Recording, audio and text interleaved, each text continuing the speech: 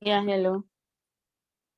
Sorry for the quick break. I was trying to relocate from the noise.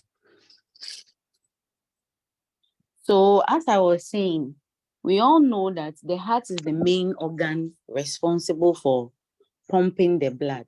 So, when we are talking about the blood, it passes through arteries, veins, vessels, and all that.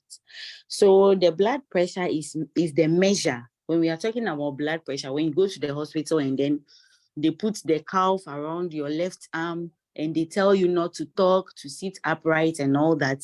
We are trying to measure your blood pressure. So, the measurement is the force of blood pushing against your blood vessel. Okay, is the force of blood. So, we are trying to measure the force of blood. So, your blood pump, your heart pumps blood into your arteries. That should be your heart, sorry. So your heart pumps blood into your arteries, which carries blood throughout your body. So high blood pressure or hypertension arises when the heart is made to work much harder to pump blood through the vessels to the different parts of the body for any reason. So for whatsoever reason at all, the heart is working harder than how it is supposed to be. That is what we term as the high blood pressure.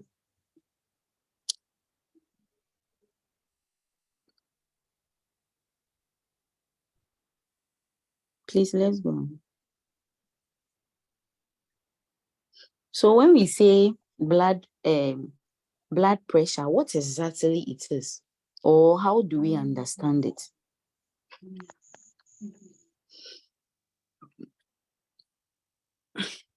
So the blood pressure is measured using numbers.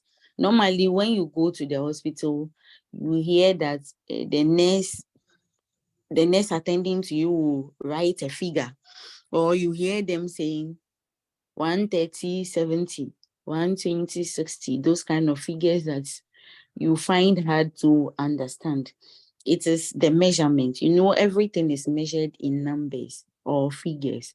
So it's the same as the blood pressure. So the blood pressure is measured using figures or numbers. So the first number, which we usually write at the top, is called the systolic blood pressure.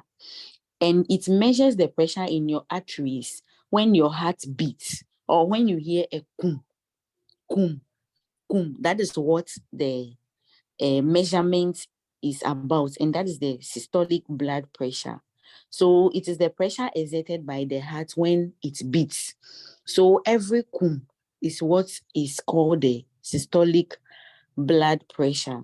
And the second number is the diastolic blood pressure. It measures the pressure in your arteries when your heart rests between the beats. So when you hear the kum and you don't hear anything, you see that when you hear kum, it takes about a few seconds before you hear another kum. So that few seconds is the resting point. So we measure the resting point of the heart also. So the kum, which is the beating, and then the 1 or 2 minutes seconds silence before you hear another kum. That's the diastolic pressure. So basically, we are just measuring the contraction and the retraction of the heart. That is just what it is. So the first kum, which is the beating, is the contraction. Then what you usually don't hear again is the resting or the retraction before you hear another kum. So that is what we usually measure. So the measurement is always it reads as the systolic over the diastolic. So when you see 120 systolic and 80 diastolic, it just means that your blood pressure was 120 millimeters per mercury at the when it was beaten, over 80 millimeters per mercury when it was resting. So that's the pressure exerted and the pressure at the retraction level. So that is just the measurement of the blood pressure. Please, let's go on.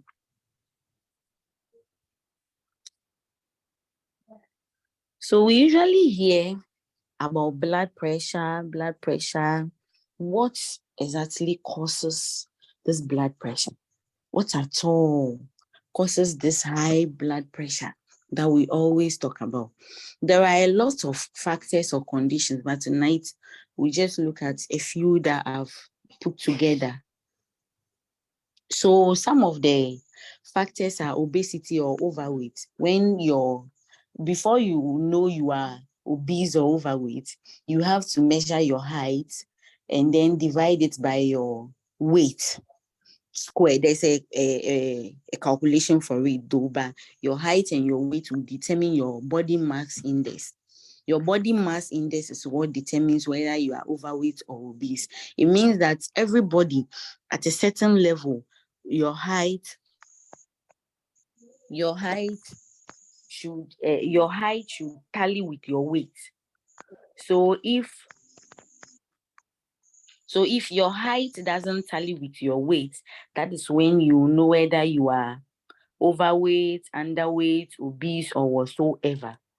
So if you are overweight or you are obese, when you are overweight or you are obese, it is also a factor that will predispose you to the high blood pressure. And also smoking, lack of physical activity or exercise. Okay, so lack of physical activity or exercise, those of us who are lazy, we only do the exercise mostly in our heads. We do it in our brain. We will sit down and be drinking some chilled juice and be watching people do the exercise on TV and co. It is not a good habit. We don't walk. There is this one called brisk walking, those kind of aerobics, things that get your heart to pump. Any active form of exercise, we have to do it so as to assist the heart. But if you are those kind of people that don't do any form of exercise, you are predisposing yourself. You are predisposing yourself to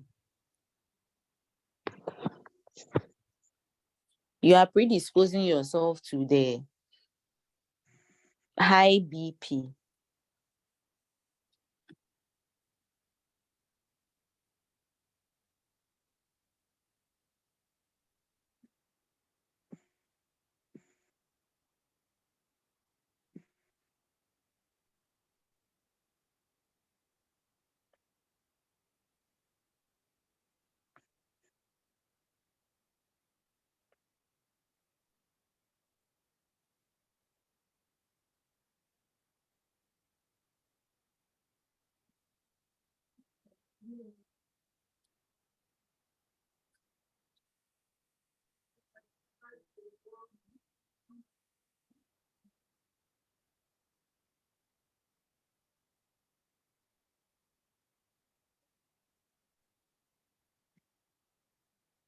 So if you are the type that likes too much salt in your diet, we have a too much salt. People like salt to the extent that sometimes even when the food is already prepared, they have to go back and add their own salt. It predisposes you or puts you at the risk of getting high blood pressure. Too much salt is not good. So let's try and then reduce the salt intake. And also too much alcohol. When you take too much alcohol, it also predisposes you to the hypertension. Then pregnancy and then hormones. Pregnant women, when you get pregnant, your hormones predispose you to a lot of things because of relaxing, progesterone, and the rest at work. So when you are pregnant, it is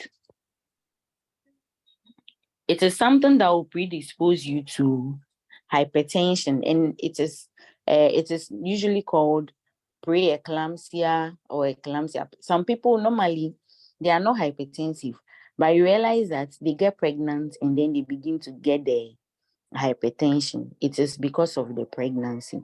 It's also a factor that predisposes one to the hypertension. Then we have family history of high blood pressure. If your grandfather had BP, before he died, your grandmother, either mother side or father side, paternally or maternally, either whichever side, you realize that in your family you have a history of hypertension, it is something that you should prepare for and start preventing right now. It means that if you also get to that age or at a certain point in your life, you may get it. So you have to start preventing it right now instead of waiting to get there before you start taking all those measures. It really doesn't help. And also old age. Every day we are aging. Right now, you and I are not the same as we were yesterday. We might not have attained a new age yet or completed a new age yet, but every day we are aging.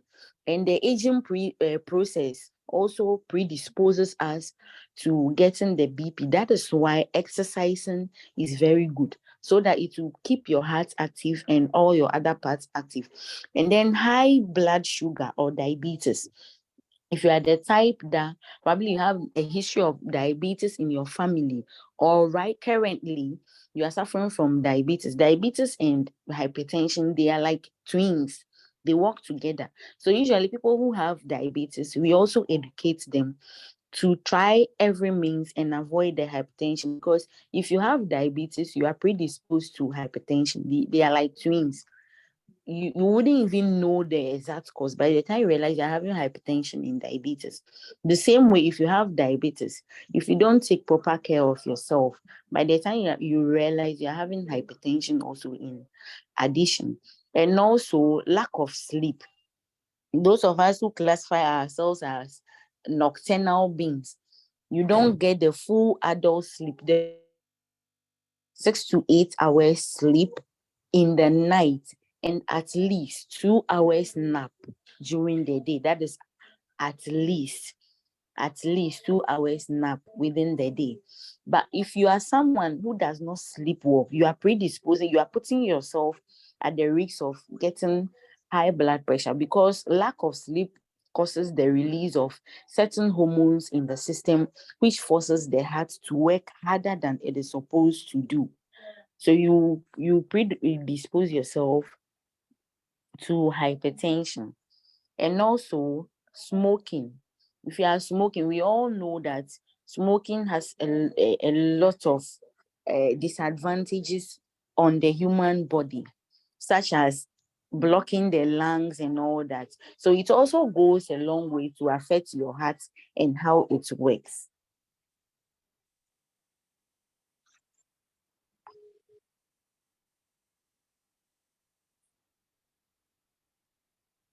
Hmm.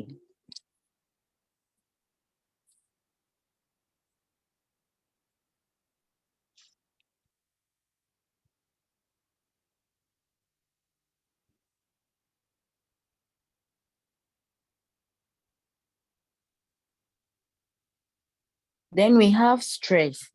Stress and stresses. Stress without resting. Stress also puts us at a very high risk of getting the hypertension, because when you are stressed, you don't rest and you go back to the same stress, your heart is forced to work harder than it should without resting. So you are putting yourself at risk. Also, genetics. Genetically, some people, that is what we said earlier, in their family, they are predisposed to the hypertension. So genetics is in your blood, it's in your system. No matter what, you will get it. That is why prevention is better than cure. So chronic kidney diseases, so chronic kidney failure, or any disease of the kidney will have a direct effect on your heart. So it also predisposes you to the hypertension.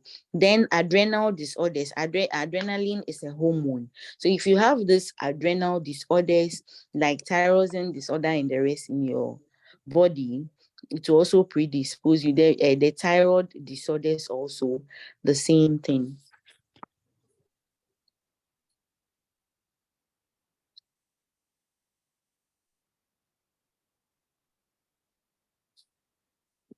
So someone will ask, how do I know that I have high blood pressure? Or what are the signs and symptoms? Like, what will I see before I know that I have blood pressure? Because probably a lot of people might have started developing it, but you think, oh, because you are just tired, it will just go away. Sometimes you feel your heart beating so much, palpitations, beating so much, but you say, oh, it will just go away. You need to go and get checkup. So the signs and symptoms one needs to look out for is blurry or double vision. So you are there, all of a sudden you can't see well. It's as if something is covering your eyes.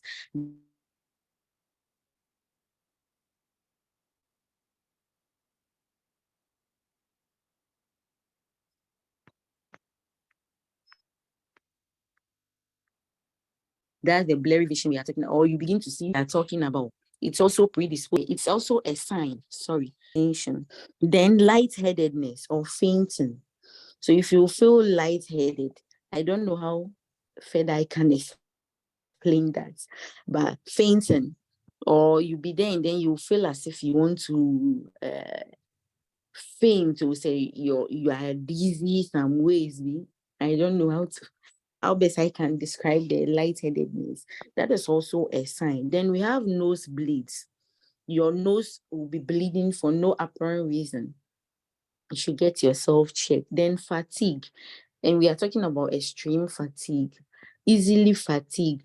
Small time you are tired. Small time you are tired. You need to go and get yourself checked. Then headache. Especially headaches that don't go away. So you have headache today, tomorrow the same headache. It's not malaria, it's not due to any disease condition. You should go and get yourself checked. It is a sign.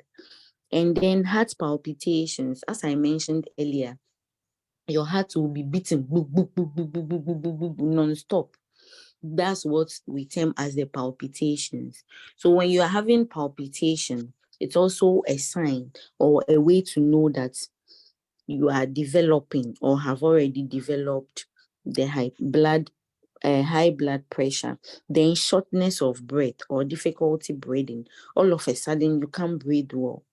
You are having difficulty in breathing, or it's as if you are being choked. It is also a sign.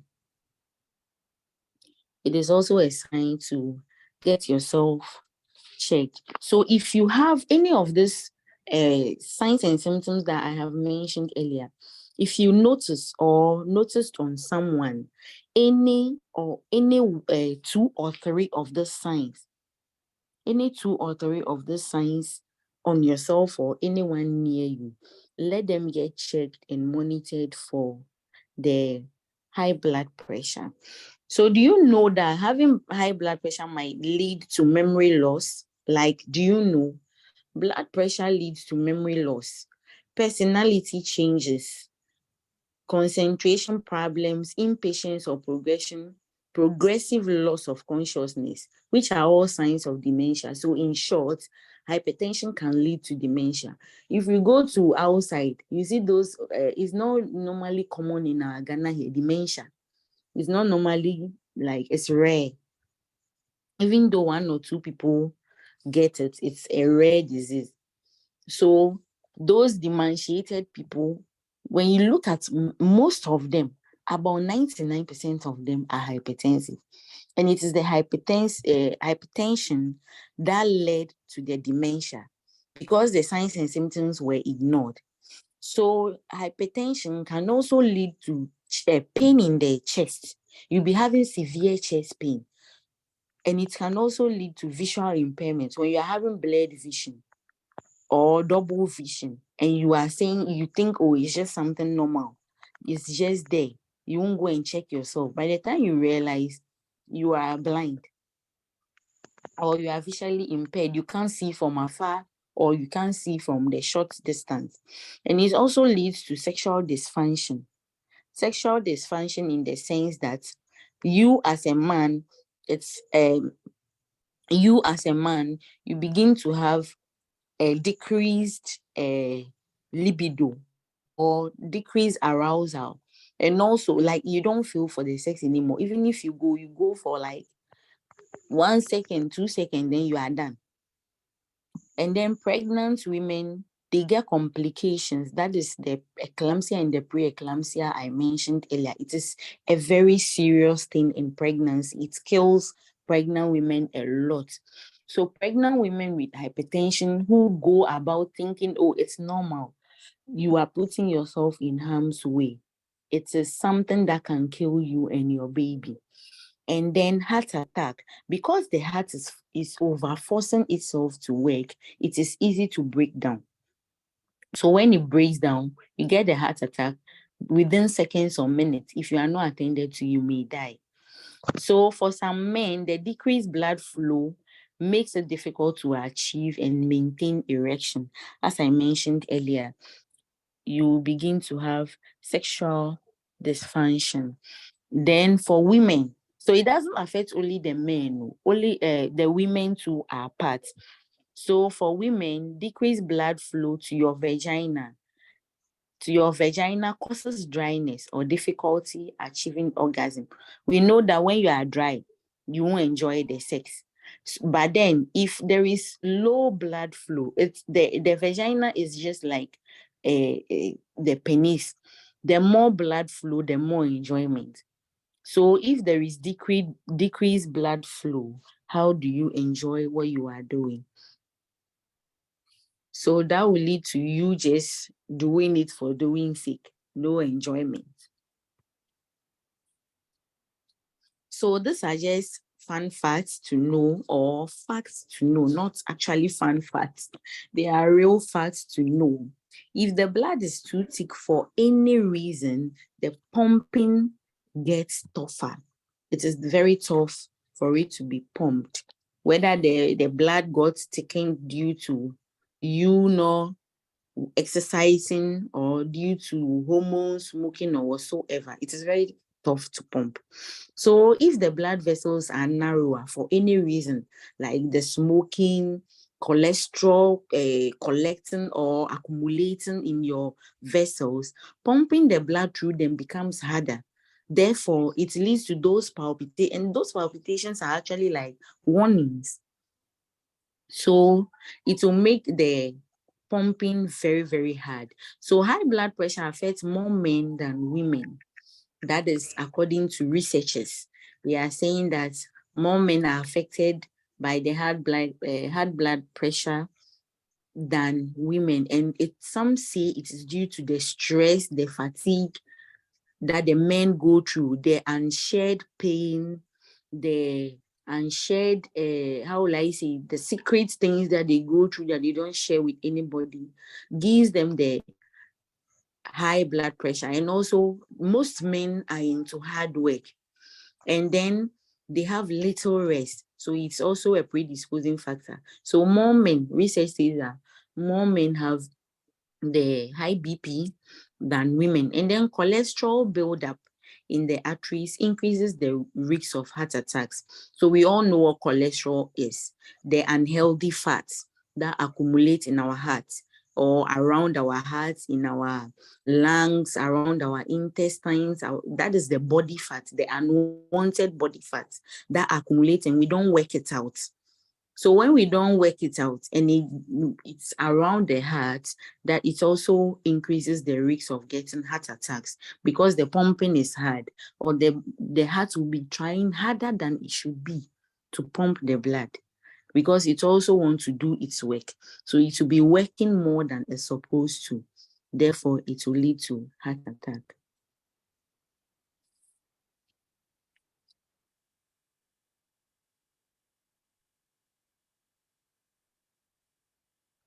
So some people ask that, does BP depend on age?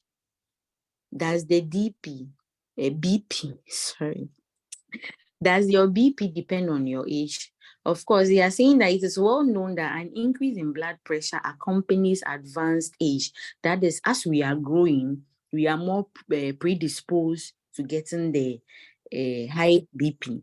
The more you grow, especially without doing any form of active exercise, the more you are putting yourself at risk to get the BP. So the increase in BP is due to complex and varied components, which are not only due to aging factors, but also to unique environmental and lifestyle factors. So lifestyle factors, as we mentioned earlier, the alcohol consumption, the too much salt, too much non-resting stress and all that, they are the lifestyle. And the environmental, if you are in an environment that produces smoke and all that, it also predisposes you because your lung may get congested.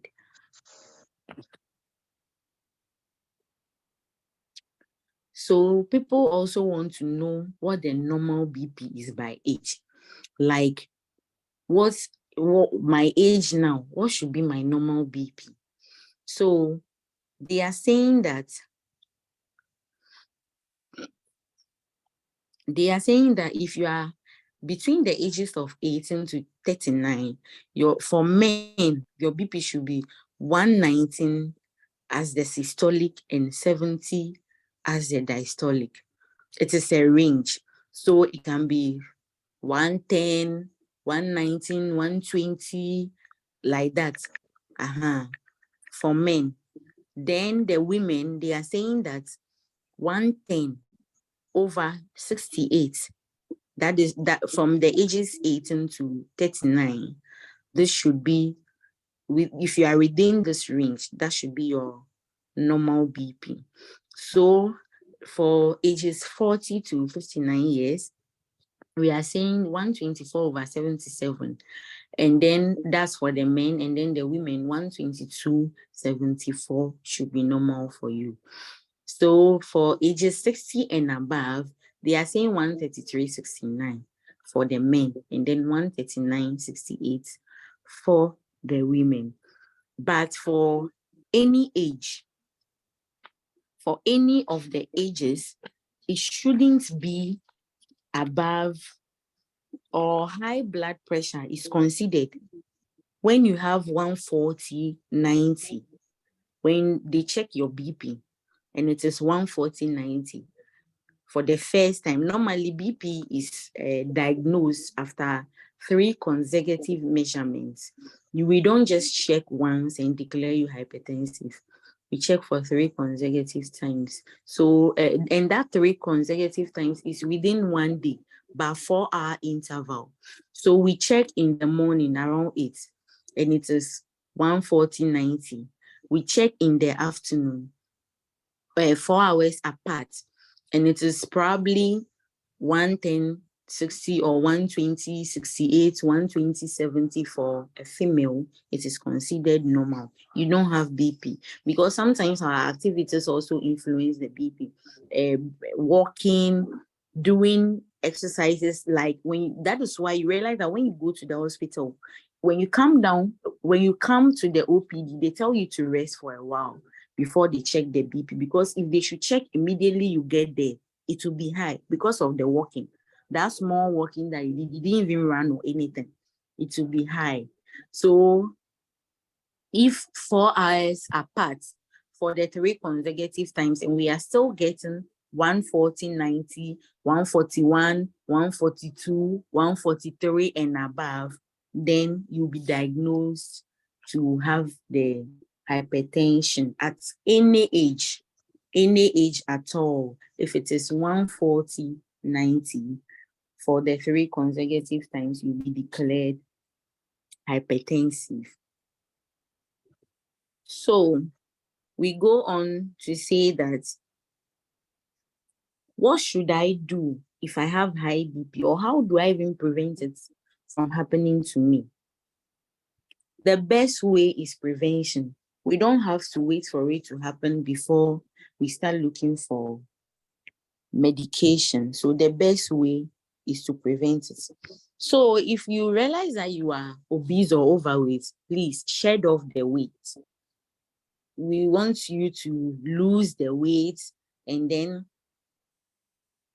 you watch your waistline. Normally, the obesity or overweight starts with the waistline. We are starting to get what the Nigerians are now calling fupa. the big belly, you should start checking your weight and then you monitor it, because the blood pressure often increases as the weight also increases. Because as the weight is increasing, it is putting more pressure on your heart to supply more to the body. So you lose weight. Then we are saying that you also exercise regularly, at least 3 times a week, or however you suits your schedule. But make sure that at least 3 times a week you are doing an active exercise. Either you are running, you are doing brisk walking, jogging, whatsoever activity. When you do the active activities or active exercise, you realize that your heart will be pumping, boo, boo, boo, boo, boo. So when it does that, it tries to regulate the forces in the 4 chambers, and also if there are any fats around it, it tries to burn those unhealthy cholesterols collected around it. So active exercise also helps to prevent the BP or reduce it.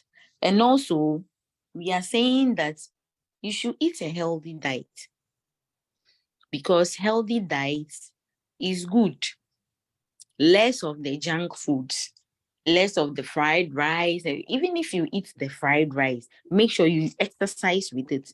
But you eat the fried rice like me, fried rice, fries and all that, then you go and sleep. You don't exercise the next day, you don't do anything. You are predisposing yourself to hypertension. I'm not saying I'm predisposing myself. I'm just using myself as an example. Yeah, so we should eat a healthy diet, eat more fruits. Even some of the fruits contain sugar. So after eating everything, the exercise is still the main thing. Then we should reduce the salt or sodium in our diet. Those biscuits that are salty, those foods that we eat and we add extra salt, they are saying it's not good. We should stop such behavior. They are saying that we should limit the alcohol intake. So usually when you take alcohol, you are supposed to work it out. But you take the alcohol and then you sleep. You take the alcohol and you are not doing anything. You are predisposing yourself to the hypertension. And we are also saying that you should quit smoking. In case you smoke, stop the smoking, because it also predisposes you. And we are saying that get a good night's sleep, because sleep refreshes the body, puts you back in a good mood. The heart rests enough. In as much as when you sleep, your heart is still pumping, but there's no stress on it. So get enough sleep. And also reduce stress or stay away from stresses. So if you know that in it you have things that usually stress you out, try as much as possible to avoid them or stay away from them. Or after the stress, make sure you rest enough to get that energy back. Or after the stress, you are getting back what you lost through the stress. Yeah. So in a nutshell, they are saying that even though lifestyle changes can help lower the blood pressure, some people may still need to take medications, because even though some people will get the even though some may not get the BP, some may get it one way or the other because of the uh, genetics, the genetic factor, and our lifestyles and all that. So when you get the BP, don't just sit at home and say, oh, it will go, oh, it will go. Try to talk to a health worker or your doctor so that you can be put on a medication. Thank you all. Please, if we have any questions, suggestions, inputs, or whatsoever, this is the time to bring them all up. Thank you.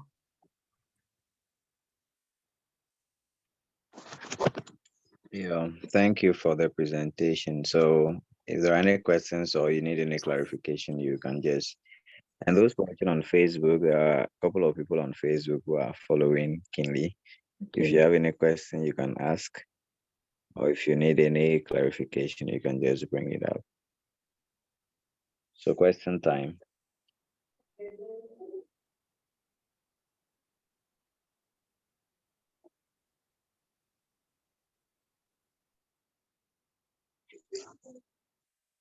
Stella, do you have any contribution to make? Stella is not here. No, okay, I thought she's there with you. She's in the other room. All right, those watching, do you have any question? And anyway, after here, I'll be sharing the slides on the page. Those who want to go through, you can read. All right, so if there are no questions, okay. Someone is asking, how often can I check my BP? Someone is asking on Facebook, how often can I check my BP? Okay. Usually you can check every month. But if you want to do it weekly, daily, that is up to you. If you have your personal machine, you can check it daily. So for you to know you don't have or you are not developing BP, if you have your personal one, you can check it, as I said earlier, the 4 hours apart within a day. You can check it within a day. You write them down. The next day you do the same. The third day you do the same. Then you compare all the figures. Then you know what you are looking out for. But if you don't have your personal machine, you can either do it monthly or weekly. However, it is available to you. You can just walk to a health facility. Tell them you want to check your blood pressure. They will do it for you without any questions. You just tell them you just want to check, you just want to know. They will do it for you without any questions. Thank you. Okay, so I hope you are answered.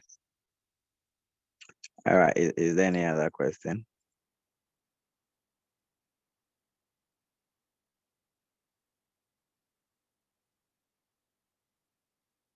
Okay, so I think this is something that is very important to everyone. So find time and have a rematch of this same topic, or maybe we can have a program at church for other people to, especially the old folks, to listen to some of these things and practice them.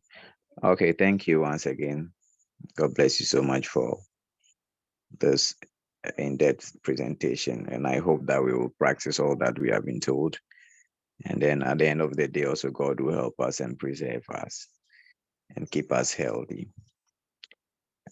Do you have any final words you want to add to it before we maybe close for tonight? What I can say is that a lot of people are dying silently because of this BP. Most don't know.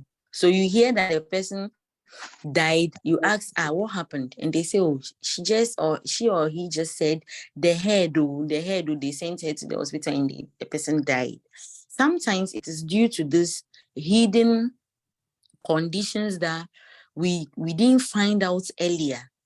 So please, let's take our health seriously. You are free to go and check your BP, your weight, your whatever in any health facility at all without being questioned, because your health is our concern and your health is also a serious issue. So you can just walk to a health facility, do all the tests available. Even if you have to pay for it, you can prepare, come back later and pay for it. But at least get to know more about your health. Don't just be living the life anyhow. Get to know more about what is happening in your system, in your body, so that you can take control over it. Thank you. Okay, thank you. So take your health serious, and then don't joke with the little things that happens to you. All right, so thank you so much once again. God bless you. And we want to thank all those who also joined on Zoom and on Facebook. We could see a couple of people, Mr. Jasamuel, Seraphine, Fertilus, watching far away somewhere, I'll mention the name. Molly, Ruben, also Span. I saw a few people, but they are gone. Okay, so God bless you all for joining us tonight. And so we take the announcement. Uh, Tomorrow is the last day of our revival and anniversary. And tomorrow we're having Prophet Livingston on. It's going to be an exposition on the team and then a prophetic night as well.